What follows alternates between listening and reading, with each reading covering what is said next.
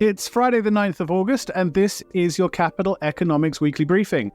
I'm David Wilder. Usually this podcast goes out late Sunday, early Monday, but for a second week we're putting it out earlier, and that's all because of all of this turmoil that we've seen in global markets. Now, Thursday was a pretty good day for the S&P. Japanese stocks have recovered a fair bit too. Things are looking a bit more stable. Last Monday's sell down is fading into memories, and order does seem to have been restored. Or has it?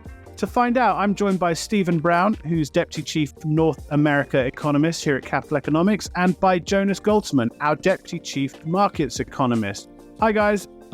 Hey. Stephen, I want to start with you because although this has been largely a market story for the most part, a lot of the fuel for this turmoil seems to have come from growing worries about the health of the US economy. We're a week after that ugly July employment report. 1 week later, what is the state of the big summer US growth scare? Yeah, I think we've seen some encouraging data this week. And to be fair, it has been a relatively quiet week on the data front. But we had the ISM Services survey on Monday. And if you remember, the release of the ISM Manufacturing survey initially did act as a bit of a catalyst for some of this market weakness, as there was a surprise fall, and in particular a big fall in the employment component of that ISM Manufacturing survey. But the services survey on Monday was more positive. Now, I don't want to say it was strong, but we saw broad-based increases in most of the underlying components, including the employment component. So on the whole, they all rose above 50, and the headline index was back above 50. So again, not strong, but certainly not consistent with the recession story. I think, though, in our mind, the key thing was the initial jobless claims data that came out yesterday on Thursday. So we had seen those spike to 250,000 the week before, which again was consistent with these labour market fears. But then in the most recent data, they dropped back to 230,000 odd. And that kind of lends some support to this idea that there were temporary factors behind the weakness of the labour market in July, including Hurricane Beryl and to some extent some layoffs in the auto sector, but now seem to have reversed. So recession, no recession, our US scenarios dashboard, the refresh is out this Monday. I mean, what's the latest signaling from all that? Yes, so our scenarios dashboard splits it into 4 potential scenarios. The key two at the moment are really the soft landing and the hard landing scenarios. So hard landing being recession, soft landing more like a period of slightly below potential GDP growth. Now, at the start of this week, we had suggested that the chance of a hard landing had risen to a little over a quarter, so 27% to be precise. That's still a bit lower than our best guess of a soft landing, which was about 38%. But it was still a big rise given the weak data we saw at the end of the previous week. You know, those odds are not going to change dramatically in the next update because, as I said, we only had the ISM services and jobless claims this week. But those data are consistent with the idea that the chance of a hard landing is probably a bit less than our kind of knee-jerk reaction after the July employment report. I think there's a bit of a question now looking ahead to the data next week, what they might mean for the chance of a hard landing. So we've got retail sales and industrial production coming out. And again, they're both for July. So much like the employment report was weak in July, there is a bit of a risk that we see some of that weakness also reflected in retail sales and industrial production. Not helped by the fact that both retail sales and manufacturing production specifically rose in June. So there already seemed scope for a bit of a pullback in those indicators, even before we begin to consider the impact of, say, Hurricane Beryl. So I think, it feels at the moment like the growth scares have gone away a bit. People aren't too concerned about the triggering of the SARM rule as we speak, but you can see how those concerns could come back to the fore if the data next week are a little bit weak as we expect. Yeah, we've also got inflation reports next week, CPI and PPI. And I'm old enough to remember when US inflation releases would have been the most keenly watched in the calendar. Is it fair to say that the attention really is going to be on that retail sales, industrial production, or is there a risk that the inflation numbers could cause some kind of upset? Yeah, if we think about what the market is pricing in at the moment for the Fed, so we at the start of this week we had 125 basis points of cuts priced in for the last 3 meetings of this year. So essentially 250 basis point cuts followed by a 25 basis point cut. We're back down to 100 basis points, so still, the market is pricing at least 150 basis point cut. And in my mind, that tells us that the market is still very much concentrated on the weak growth narrative, the rise in the unemployment rate, taking it well above, so it rose to 4.3% in July, well above the Fed's year-end projection of 4.0%. So I think markets are going to be looking at that. But at the same time, it is possible that all this weakness in July was just due to temporary factors. By the time the Fed's meeting comes around in middle to late September, we will have had the next employment report for August. It's possible that the unemployment rate could even drop back in that report. Suddenly the Fed will be paying very close attention to price data again. So I think the worst case scenario here for markets is that the CPI data on Wednesday show a larger rise in core prices. So we've got a 0.18% rise, 0.2% rise if you're rounding, which is very old school nowadays. But yeah, 0.2% rise, more or less in line with the 2% annual target. But if we got a stronger rise in core prices and weaker activity data on the Thursday than we're currently expecting, so we're expecting small falls, but it's possible there are even larger falls, then that's obviously creating quite a predicament for the Fed in terms of how it reacts. Does it kind of ignore the strength of core prices and press on with rate cuts regardless, or does it continue to push back against the kind of still sticky price inflation? And we've got the US scenarios dashboard assigns probabilities to the stagflation scenario, presuming that would respond as well in turn in the following week's refresh. I want to get onto markets and bring Jonas in. Before I do, is there any, last week on this podcast, we were talking about, these 50 basis point cuts. We were talking about emergency intermeeting cuts and speculation that was rife in the markets in Friday trading. Is there any sense that market moves such that we saw coming out of last week and into this week would shift the Fed's thinking in terms of how quickly it eases policy? Yeah, it's certainly possible. It would be a lot more likely if we hadn't seen kind of a rebound and a stabilization, at least over the course of this week. In general, the Fed hasn't really been voicing too much concern about the run-up in equity prices and the potential loosening of broader financial conditions. So I don't think it's going to overreact to, a 10% fall in kind of the equity market. It would have to see a much larger decline to be too concerned about the broader impact. There's thinking about which normal channels through which this could affect the economy. There's kind of two main things in terms of the financial market impact directly. One is just the tightening of financial conditions. So most people think about the drop in equities representing and kind of widening of credit spreads representing a tightening of financial conditions. We would make a more nuanced argument, though, that because risk-free rates also declined, if you look on the whole this week, most firms would actually be seeing a reduction in their kind of borrowing costs. So we see a small net loosening of financial conditions thanks to that big drop in risk-free rates. So I don't think that the Fed is going to be too concerned about that side of things immediately. What would obviously be a lot more problematic is if we saw a major financial institution get into trouble. That's obviously the type of risk that is kind of unknowable until it actually happens. So it's one to watch out for, but not one we're baking in by any means. Right. I'm going to plug our financial conditions indices because I feel you prompted me just then. It's another one of our interactive dashboards. I will include a link to it in the podcast notes. But Jonas, let's bring you in at this point and talk about where markets are. There's that quote from Lenin the Russian, not Lenin the Scouser, about weeks where decades happen. It really does feel like we've been on quite a journey over the past few days / weeks, doesn't it? I'm not quite sure where we've wound up, though. So let me just ask you this. What on earth has happened? It's been a pretty crazy week in markets. It's been a pretty crazy month really. But basically, if you roll the clock back to sort of this time last week, we'd already seen a bit of turbulence around the BOJ and Fed meetings, weak ISM data as well, starting the shift, and then really the non-farm payrolls set things off. And you saw a really, really sharp repricing across markets. Equities dropping, credit spreads rising, bond yields falling, the yen surging even more. And also you started to see huge, really inexplicable jumps in option markets and high volatility going through the roof. Now, in some sense, that's kind of what you would expect to see, given the increased probability of a US recession indicated especially in the non-farm payrolls and the Summer trigger and all that.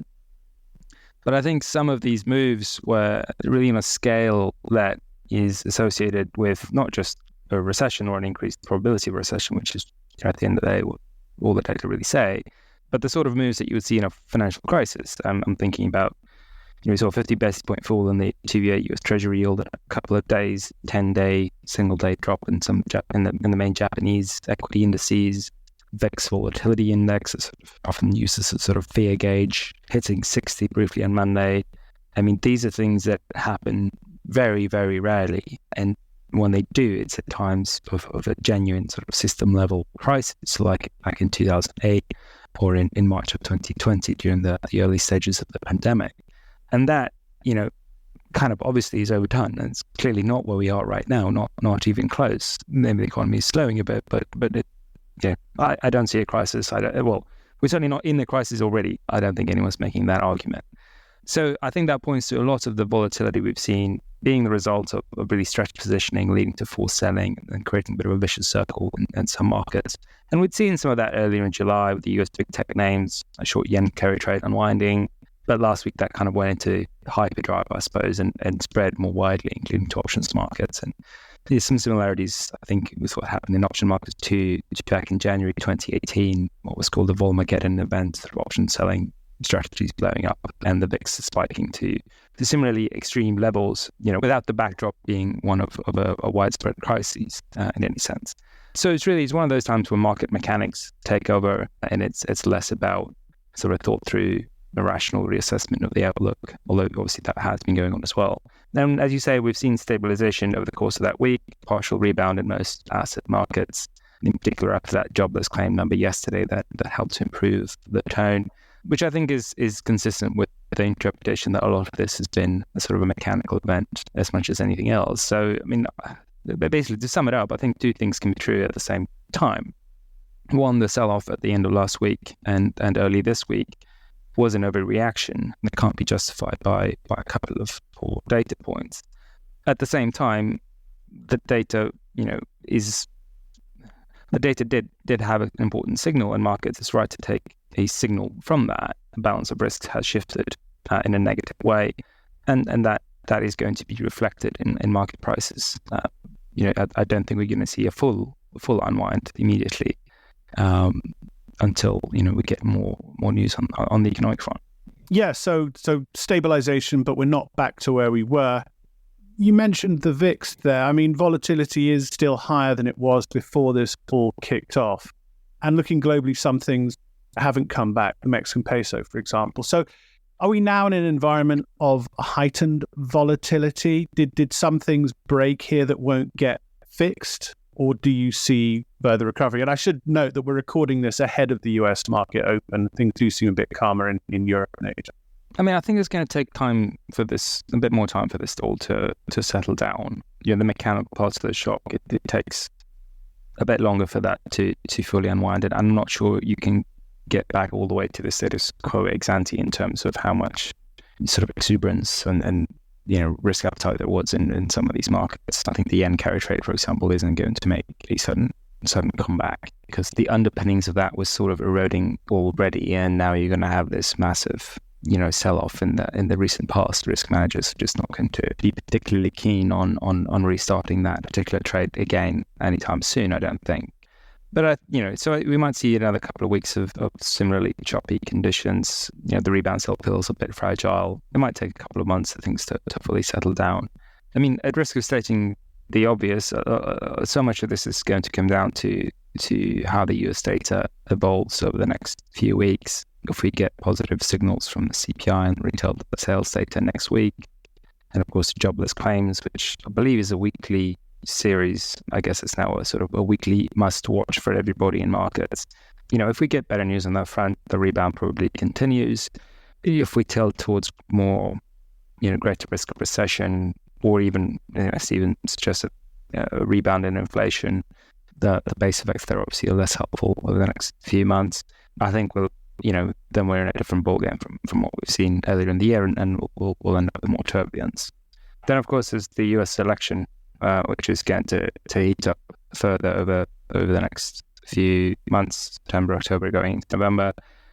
We've already seen some I would say, market relevant news on that front over the past month, even if it's been to a large extent drowned out by what's been going on in terms of the economy and in markets. There's always a risk of overstating how important politics is for markets, but and so far, like I said, the impact seems pretty limited in our assessment. But that could certainly change over the next couple of months as we get closer to the election. It's I guess, the other obvious source of more volatility, even if I think it's secondary to what's going on with the economy.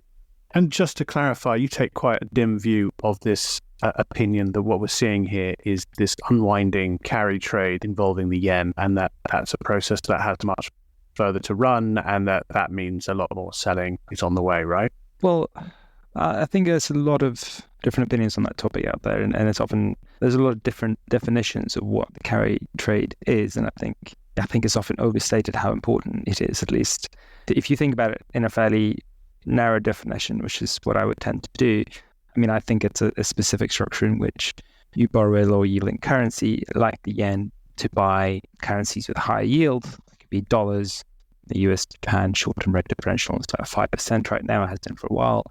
Or you could do something more exciting like the Mexican peso, where the differential is more like 10% currently. And this one of the structures that works really well until it doesn't. It's the proverbial picking up pennies in front of a steamroller strategy.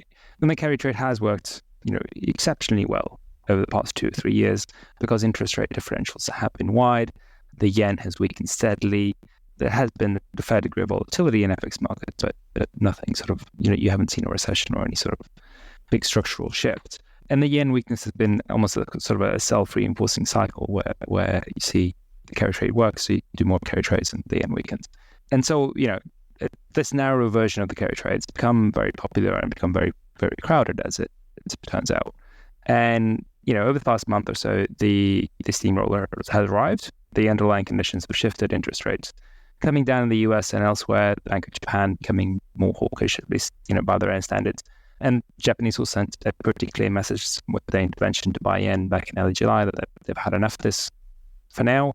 And so that set off the unwind of this narrow definition of carry trade. Certainly that hasn't helped the tone in markets. The yen rallying 10% in the month, it's typically a bad sign or a sign that other bad things are happening, as indeed has been the case this time around. And I think that there's certainly cases where there's the argument that unwinding carry structures can spill over into other markets, if it's forcing investors to liquidate other assets across other portfolios or sort of things that sort of work as a package. But I think it's often overstated just how big that effect is. Or it is the case that people use a much broader definition of what they call a carry trade, where anyone buying assets using yen funding is somehow, that's defined as a carry trade. So the huge saving pools that Japan has, much of which is invested abroad, or foreigners buying Japanese assets using yen borrowing, those are also somehow defined as carry trades. That doesn't feel quite right to me. And look, Japan has a very large gross savings pool and a large net positive foreign asset position. So their decisions on how to allocate those assets are important globally. They have implications far beyond Japan. But, like I said, shifts in how they allocate assets and how they manage FX risk can have big implications. But I wouldn't call that a carry trade per se. So to sum up, I think the underlying driver of what we've seen over the past month or so is news about the economy. You've seen a significant shift in the outlook for US inflation, more recently around growth, and consequently large moves in interest rate expectations and appetite for risk. And the carry trade unwind, in the narrow sense that I'm using that phrase, and the volatility across equity and bond markets, those are both consequences of that underlying driver. I think it's fair to say the carry trade unwind can act as an amplifier, has acted as an amplifier that helps to set off these feedback loops and generates more volatility. But I wouldn't call it the root cause of all that we've seen over the past month. I think that really is overstating it by quite some margin. Before you go, let me ask you something, because over the past week, lots of naysayers and told you so's have been sauntering around, warning everyone who'll listen that stocks have much further to fall. But looking at the US, I mean, obviously these have been headline grabbing falls, but if you take a step back, the market really isn't off that much.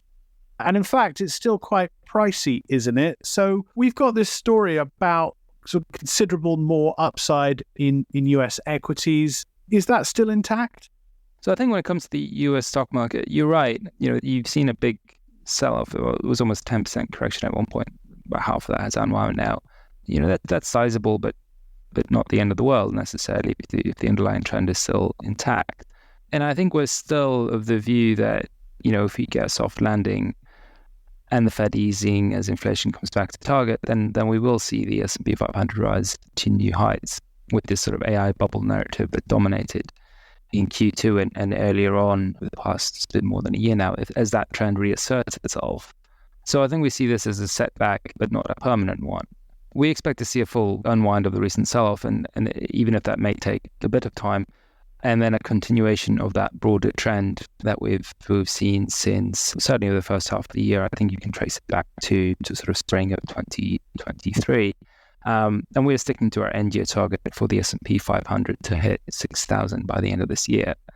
Feels a bit punchier now than it did a couple of months ago, but I think we're still happy with that. I mean, I should say also in this respect, it's not just the macro data that matters. I think in particular, you've got NVIDIA's earnings reports for Q2 coming out in a couple of weeks' time.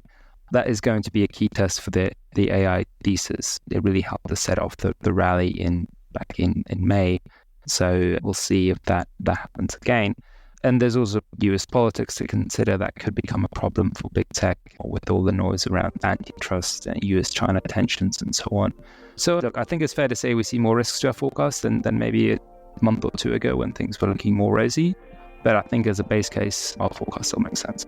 Thanks, Stephen. Thanks, Jonas. That US scenarios dashboard will be refreshed on Monday, as it does each week, with the latest data releases to give as real-time view as feasible of whether the US economy is heading for recession, soft landing, or something else.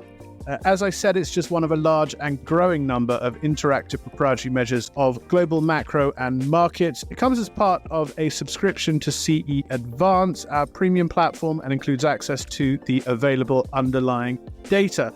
You can find out more about our data offerings at capitaleconomics.com/data.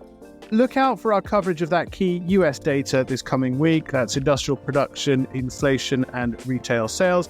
There's also UK inflation, labour market, and GDP data in the coming week, and monthly Chinese retail sales, production, and investment numbers due. Jonas and the markets team will be providing analysis of the financial market implications of this data flow every day via our Capital Daily publication. It's a short read, and if you're not reading it every trading day, then you're missing key insight on how macro forces will shape market outcomes. I will add a few recent Capital Dailies to the podcast notes too. Take a look if you're not already receiving it. But that's it for this week. Neil Shearing will be back next week to run through the data releases, assess what's happened in markets, and what it all means for the policy outlook. Until then, goodbye.